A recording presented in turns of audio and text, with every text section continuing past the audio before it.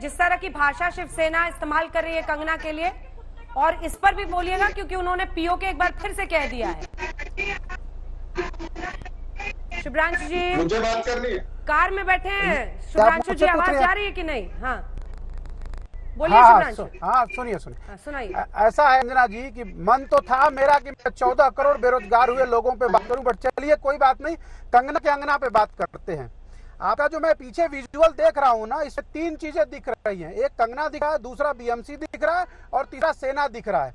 तो मेरा सबसे पहला और बड़ा सवाल यह है कि कंगना के दफ्तर को गिराने के लिए बीएमसी जिम्मेदार है, आप जैसा कह रही हो और ऐसा मैं सुन रहा हूं और देख रहा हूं। तो सवाल यह पैदा होता है कि भारतीय जनता पार्टी बीएमसी में क्या कर रही है? 30,000 करोड़ के बीएमसी के बजट में 82 काउंसलरों के साथ भारतीय जनता पार्टी क्या कर रही है? इसका मतलब कंगना की बिल्डिंग गिराने की जिम्मेदार भारतीय जनता पार्टी है। ये समझाइए देश को। सबसे पहली बात यह है कि कंगना के बिल्डिंग को गिराने का काम भारतीय जनता पार्टी की बीएमसी ने किया है। जो है वो भाजपा के हैं, तो एक्चुअली में दोनों जिम्मेदार है। पहले इम्पोर्टेंट बात।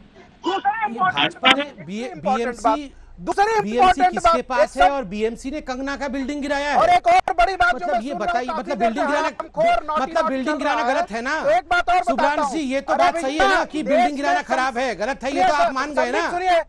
संबित सुनिए पहले, सुनिए रुकिए चैन में बोलिए सुनिए। और ये काफी देर से नोटी मैं तो रुका हुआ हूँ, बल्कि आप ही गाड़ी में बैठे हुए हैं। सपोर्ट में करूँ ना करूँ तो दूर की बात है। मैं लानत भेजता हूँ उस देश के उस व्यक्ति पे जो बोलता है 50 करोड़ की गर्लफ्रेंड, जो आदमी संविधानिक पोस्ट की कुर्सी पे बैठ के प्रधानमंत्री। बहुत कमाल है अंजना जी, यहाँ एक महिला को हरामखोर बोल दिया और यहाँ पर लोगों में इतनी रत्ती भर की इनकी नियत नहीं है कि वो हरामखोर को भी ऑब्जेक्ट कर सके। मतलब ये बताइए, ये हरामखोर को जस्टिफाई करने में लगे हुए हैं। उन लोगों के साथ आज हम डिबेट कर रहे हैं, इससे दुखद क्या हो सकता है? रत्ती भर मनुष्यत्व इन लोगों में नहीं है। पर यही तो है ना संबित जी, आप पीओके को जस्टिफाई कीजिएगा। एक सेकंड आवाज नीचे कीजिए दोनों की। आप पीओके बोलना जस्टिफाई कीजिएगा और वो हरामखोर बोलना जस्टिफाई करेंगे। अब तो इशू बेस्ड कोई बात ही नहीं करता है। सवाल ये है कि आप लाइन के किस तरफ खड़े हैं। पायल रोदगी आ रही हूँ। तिवारी जी रुकिए, फिर एक सेकंड। पायल रोदगी, पीओके को जस्टिफाई करना भी तो गलत है ना? आप मुंबई को पीओके कैसे बोलेंगे? आप सभी लोग, और मुझे लगता है ज्यादातर लोग जो इस पैनल पे बैठे हैं मुंबई से, आप सबकी रोजी रोटी, आपका काम वहां पर है। दूसरी तरफ वो एक्सट्रीम भी है जिसमें अपशब्दों का इस्तेमाल हो रहा है। एक लड़की पर टूट पड़ी एक पूरी सरकार हर तरीके से। क्या आप कंगना के साथ हैं या आपको लगता है कि सरकार ने सही किया है? पायल जी।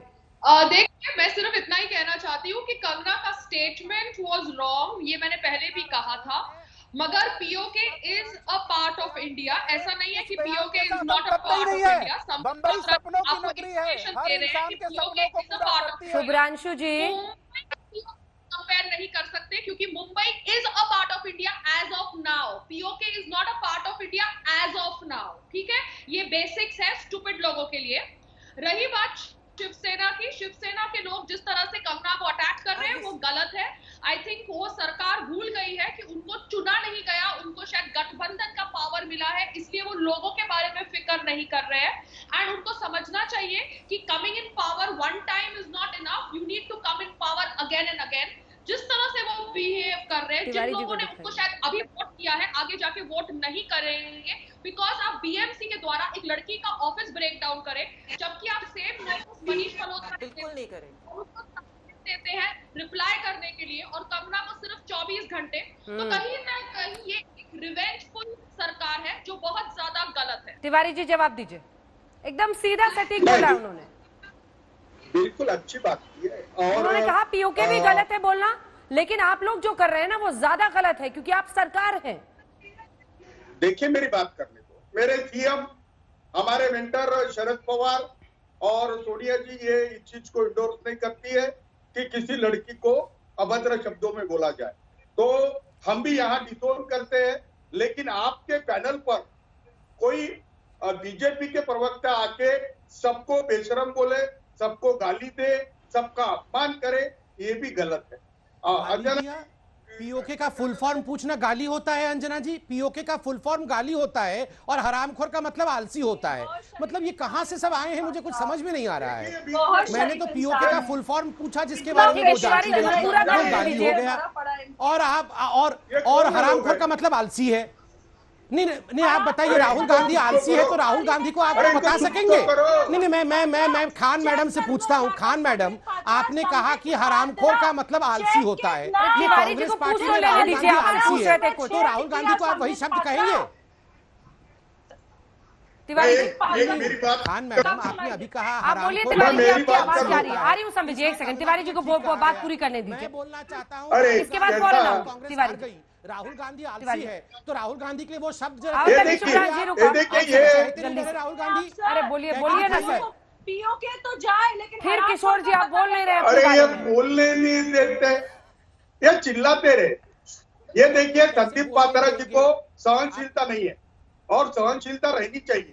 वो बड़े हैं, वो बड़ी पार्टी को देते हैं तो नेशनल पार्टी से नेशनल इमेज दे। लड़कियों को गाली देते, अर्शी खान से भिड़ गए, किससे भी भिड़ जाते। भिड़ गए। पीओके का फुल फॉर्म पूछना गाली होता है अंजना जी? रावण नहीं आप बताइए, हमने बेशरम, किसने बेशरम कहा किसी को?